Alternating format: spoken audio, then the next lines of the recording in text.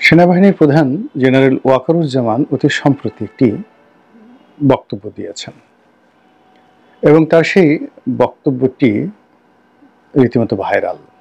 গণমাধ্যম এবং সামাজিক মাধ্যমে বহু মানুষ দেখছেন এবং যে যার মতো করে বর্ণনা করছেন।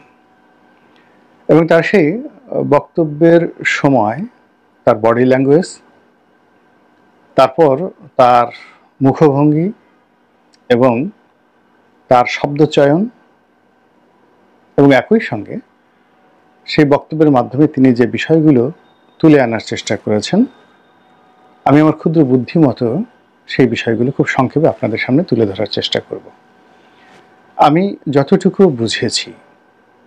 বুঝেছি তাতে মনে হয়েছে যে সেনাবাহিনীর প্রধান জেনারেল ওয়াকারুজ্জামান বর্তমানের যে সার্বিক পরিস্থিতি, এই পরিস্থিতির বেহাল দশা রাজনীতিতে, বেহাল দশা অর্থনীতিতে, বেহাল দশা সমাজের শৃঙ্খলায় এবং বিশৃঙ্খলায়, সব কিছু নিয়ে তিনি ত্যক্ত এবং বিরক্ত।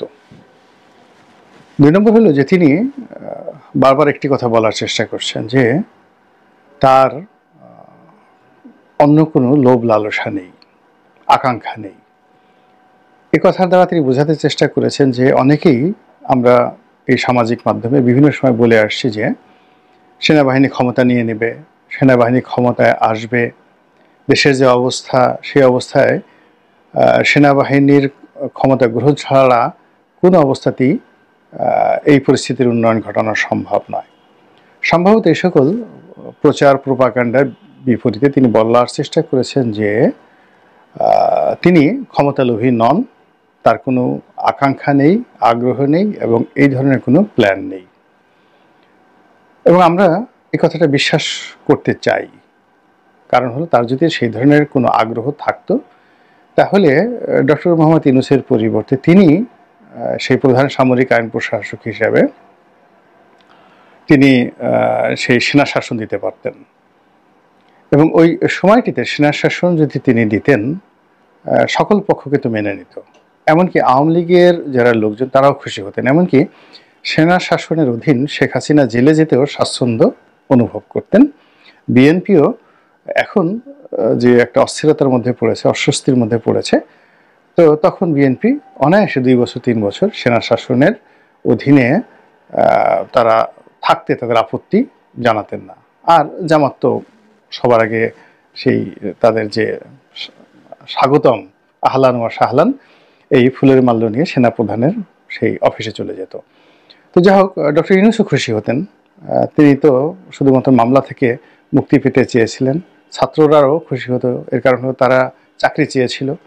তো দেশের সেনাবাহিনীর শাসন থাকলে একটা নিরপেক্ষ পরীক্ষা ব্যবস্থা, কোটাবিহীন পরীক্ষা ব্যবস্থা যদি চালু হতো, ছাত্ররা বিসিএসে কর্মকর্তা হতেন, সারা দেশে মিলিটারি যাকে বলা হয় মার্শাল কোর্ট ল কোর্ট হতো এবং সেখানে খুব দ্রুত বিচার করে ছাত্রলীগ, যুবলীগ, আওয়ামী লীগ এদের সবার বিচার করা যেত এবং এতদিন অনেক কিছু কুল্লো খালাস হয়ে যেত। কিন্তু সেই কাজটি তিনি করেননি। সেই কাজটি তিনি না করে একটি বেসামরিক প্রশাসনের হাতে বা সরকারের হাতে ক্ষমতা দিয়েছেন। পেছন দিক থেকে তিনি লজিস্টিক সাপোর্ট দিয়েছেন এবং এখন পর্যন্ত দিয়ে যাচ্ছেন। কিন্তু এতে করে পরিস্থিতির অবনতি হয়েছে, ভীষণ রকম অবনতি হয়েছে এবং এই অবনতির কারণে তিনি বিরক্তি প্রকাশ করে বলেছেন এনাফ ইজ এনাফ। কিন্তু এই কথা বললে তিনি নিজের যে দায়, এই দায় থেকে তিনি মুক্তি পাবেন না। প্রথম কারণ হলো জনগণ কিন্তু শেখ হাসিনার পালিয়ে যাওয়ার পর সেনাপ্রধানের কথার উপর বিশ্বাস করেছে যে আমার উপর আস্থা রাখেন, আমি সব কিছু দেখছি। তারা কিন্তু ডক্টর মোহাম্মদ ইউনূসকে সেনাপ্রধানের মনোনীত ব্যক্তি হিসেবে মনে করেন। সেনাপ্রধানকে ডক্টর মোহাম্মদ ইউনূসের অধীনস্থ মানে ব্যক্তি বা কর্মকর্তা, যেটা শেখ হাসিনা জামানাতে তিনি ছিলেন, ওটা মনে করেন না কেউ। তো কাজেই তিনি ইচ্ছে করলে যদি খালি বলেন এনাফ এনাফ বা এটা হয়েছে এটা হয়েছে, এটা বললে তিনি পার পাবেন না। এটা হলো বাস্তবতা।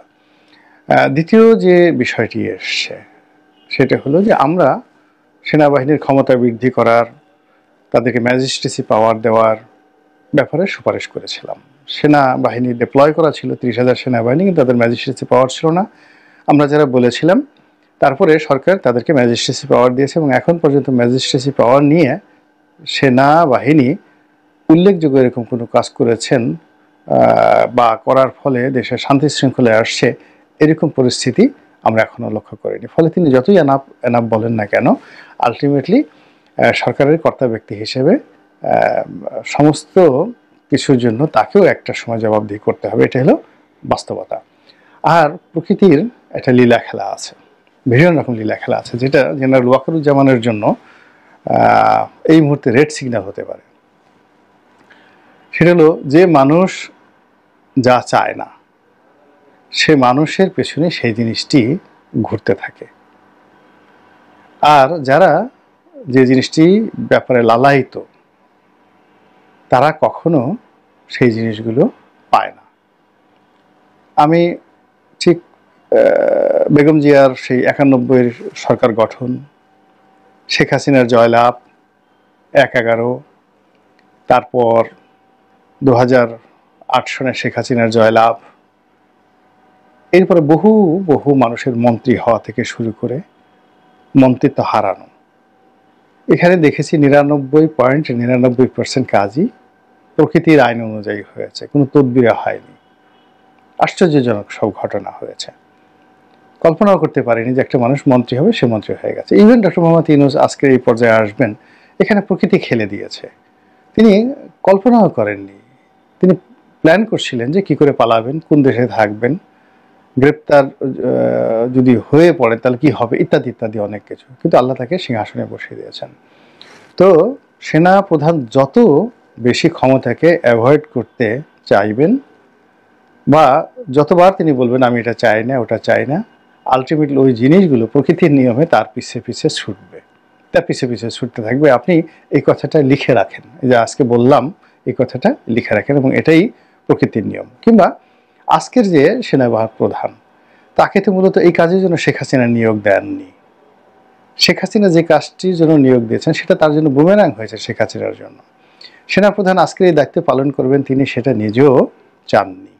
যাই হোক, এই হলো তার যে বক্তব্যের কয়েকটা দিক, এবং সেখানে তাকে নিয়ে প্রকৃতি খেলছে। The nature itself is playing with him, এবং তিনি সেই প্রকৃতির খেলার বাইরে যেতে পারবেন না। এটা তিনি যত দ্রুত বুঝতে পারবেন, তাড়াতাড়ি বুঝতে পারবেন, আর সেটি তার জন্য ভালো হবে। 1 2 নম্বর হলো যে তার উপর যে প্রকৃতি ভর করেছে এই ভাষণে আমি দেখলাম তিনি যে কমান্ড নিয়ে বা কমান্ডিং ভয়েসে যে কথাগুলো বলছিলেন এবং যেভাবে নির্দেশনা দিচ্ছিলেন এবং যেভাবে ডক্টর মোহাম্মদ ইউনূসের রেফারেন্স দিচ্ছিলেন, রাজনৈতিক দলগুলোকে নিয়ে কথা বলছিলেন, এবং স্পষ্টতই তার যে সিদ্ধান্ত, তার দৃষ্টিভঙ্গি, এবং এখানে যেমন এখানে কোনো ইফ চলবে না, বাট চলবে না, অর্থাৎ যদি কিন্তু চলবে না। এবং তিনি একটা জায়গাতে বলছেন যে এই জায়গাটিতে ফুল স্টপ দিয়ে দিতে হবে, এর সামনে আর এগোনো যাবে না। বিডিআরের বিচার নিয়ে তিনি বলছিলেন যে এখন বিচারে নিয়ে বিদেশের ইউটিউবাররা এখানে নেগোসিয়েশন করার চেষ্টা করছে, রাজনীতিবিদরা এখানে তদবির করার চেষ্টা করছে। তো বিডিআর সদস্যরা যে নির্মম হত্যাকাণ্ড ঘটিয়েছে এবং সেনা সদস্যদেরকে মেরেছে, এই টোটাল প্রক্রিয়াটা এই জায়গাতেই ডট দিয়ে দেওয়ার জন্য তিনি যেভাবে নির্দেশনা দিয়েছেন এটি গত 7 মাসে কখনো হয়নি। ফলে মনে হচ্ছে প্রকৃতি তাকে নিয়ে যে খেলছে, সেই খেলার যে জায়গাটি, সেই জায়গাটিতে তার কণ্ঠে, তার শব্দচয়নে, তার চাহনিতে, তার অঙ্গভঙ্গিতে এমন অনেক কিছু ঘটে গেছে এই ভাষণটিতে, যেটা তিনি হয়তো নিজেও কল্পনা করতে পারছেন না। কিন্তু যারা প্রকৃতি নিয়ে বিশ্লেষণ করেন, বিচার করেন, তারা ঠিকই বুঝতে পেরেছেন। এখানে কতগুলো বিষয় তিনি বলেছেন যে ডিসেম্বর মাসে নির্বাচন বা 18 মাসের মধ্যে নির্বাচন। আমি যেভাবে ডক্টর মোহাম্মদ ইউনূস সাহেবের সঙ্গে দেখা করেছি, তিনিও এখানে সম্মতি দিয়েছেন। বারবার তিনি একটি ফ্রি, ফেয়ার অ্যান্ড ইনক্লুসিভ ইলেকশনের কথা বলেছেন, অর্থাৎ সেখানে আওয়ামী লীগকে নিষিদ্ধ করা কোনো প্রশ্নই আসে না। আর এখানে সকল রাজনৈতিক দলের যে অংশগ্রহণ, এটি তিনি চাচ্ছেন, এবং এর বাইরে তিনি যাবেন না, তার পক্ষে যাওয়া সম্ভব না। এই কথাগুলো তিনি স্পষ্টভাবে এর আগে কখনো এতটা দৃঢ়তার সঙ্গে বলেননি। বরং প্রথমবার যখন তিনি বলেছিলেন 18 মাসের মধ্যে নির্বাচন হতে পারে, তখন ডক্টর মোহাম্মদ ইউনূসের সরকারের অনেক কর্তা ব্যক্তি বিরূপ মন্তব্য করেছেন। অনেকে তো পারলে এটা নিয়ে সেনাবাহিনীর প্রধানের যে চাকরি থেকে তাকে বাদ দিয়ে দেন। কিন্তু আজকের যে বক্তব্য, সেই বক্তব্যে মনে হলো যে তিনি যে কমান্ডিং ভয়ে যে তার ডিজায়ারের কথা বলছেন, সেই ডিজায়ারের মধ্যে তিনি স্পষ্ট বলে দিয়েছেন যে পুরো রাষ্ট্রের সকল ব্যবস্থা ভেঙে পড়েছে। রাজনীতিবিদরা হানাহানি করছে, মারামারি করছে, এবং তারা যদি এভাবে করতে থাকে পুরো রাষ্ট্রের স্বাধীনতার সার্বভৌমত্ব ভেঙে পড়বে। আমার 30,000 সৈন্য মাঠে আছে, যেখানে পুলিশ 2.25 লক্ষ, সেখানে 30,000 সৈন্যবাহিনী কিছুই করতে পারবে না, তিনি স্পষ্টভাবে বলে দিয়েছেন। তো এই 30,000 সৈন্যবাহিনী এক গ্রুপ দায়িত্ব পালন করছে, তারা আবার নির্দিষ্ট দায়িত্ব পালন করে ক্যান্টনমেন্টে ফিরে আসছে, আবার অন্য গ্রুপ সেখানে যাচ্ছে। এই ঝামেলা কেন সেনাবাহিনী নিতে যাবে? এই ব্যাপারে তিনি তার যে বিরক্তি, তিনি কোনো রকম যাকে বলা হয় রাগ ঢাক না করে স্পষ্টতভাবেই রাজনৈতিক দলগুলোর প্রতি চ্যালেঞ্জ ছুড়ে দিয়েছেন। এবং এখানে নির্বাচন নিয়ে, রাজনৈতিক দলগুলোর মারামারি হানাহানি নিয়ে, আইন শৃঙ্খলা নিয়ে তিনি যে একেবারে অকপটে অনেক কথাগুলো বলেছেন। এবং কেন এই অপরাধ হচ্ছে, এই অপরাধ হওয়ার জন্য অপরাধীরা কেন এই সময়টিকে বেছে নিয়েছে, কেন এটাকে স্বর্গোদ্যান মনে করছে, অপরাধের স্বর্গ রাজ্য মনে করছে, সেটারও তিনি ইঙ্গিত দিয়েছেন যে আপনারা মারামারি করবেন, কাটাকাটি করবেন, নিজেরা চাঁদাবাজি করবেন, একে অপরের 14 গোষ্ঠী উদ্ধার করবেন। আর এই সময়টাতে ছিনতাইকারী, ডাকাত, রাহাজানি, ধর্ষক যারা রয়েছেন তারা আঙ্গুল চুষবেন, এটা হয় না। আইনের ভাষা এটা বলে না, অপরাধ বিজ্ঞানের ভাষা এটা বলে না। সে কথা তিনি স্পষ্টভাবে বলে দিয়েছেন। এবং স্পষ্টতই এই সময়টাতে বাংলাদেশের বিভিন্ন যে সকল আন্ডারওয়ার্ল্ডের কর্মকাণ্ড চলছে, সামাজিক মাধ্যম, গণমাধ্যম, তারপর বিদেশি চক্র, দেশি চক্র, রাজনৈতিক চক্র, অচক্র, কুচক্র, বিভিন্ন বুদ্ধিজীবী, তথাকথিত বুদ্ধিজীবী, তারপরে যাকে বলা হয় বিভিন্ন ধর্মের নাম ব্যবহারকারী, বিভিন্ন ধর্মীয় বক্তা, ভণ্ড পীর, সবাই যার যার অবস্থা থেকে যে যেভাবে পারছে, ওয়াজ হোক, বক্তব্য হোক, গান হোক, বাজনা হোক, বিশৃঙ্খলা তৈরি করে ফেলেছে।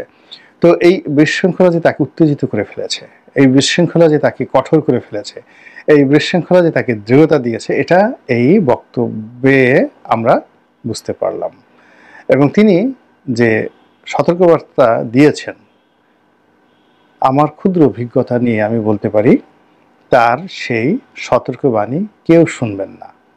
তিনি যাদেরকে জন্য সতর্কবার্তা দিয়েছেন কেউ শুনবেন না। আমাদের দেশের মানুষ কথা শুনে না, আমাদের দেশের মানুষ বাড়ি খায়, আমাদের দেশের মানুষ লাথি এবং গুঁতো না দেওয়া পর্যন্ত সে বুঝে না।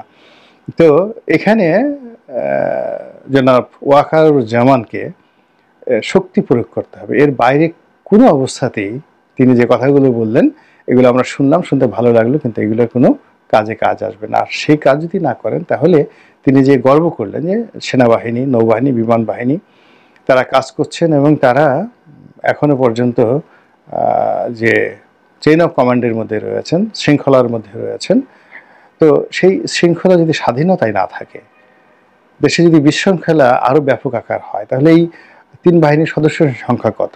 সাকুলে 2 লাখ।